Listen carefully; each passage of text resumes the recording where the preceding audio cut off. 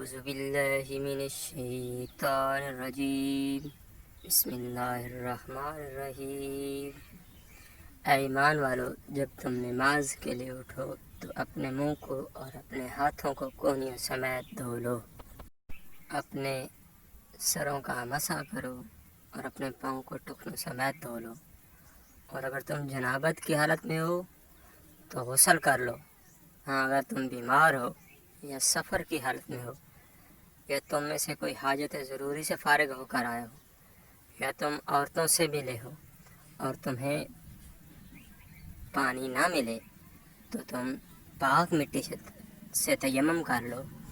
اسے اپنے چہروں پر اور ہاتھوں پر مل لو۔ اللہ تعالیٰ تم پر کسی قسم کی تنگی نہیں ڈالنا چاہتا، بلکہ اس کا ارادہ تمہیں پاک کرنے کا ہے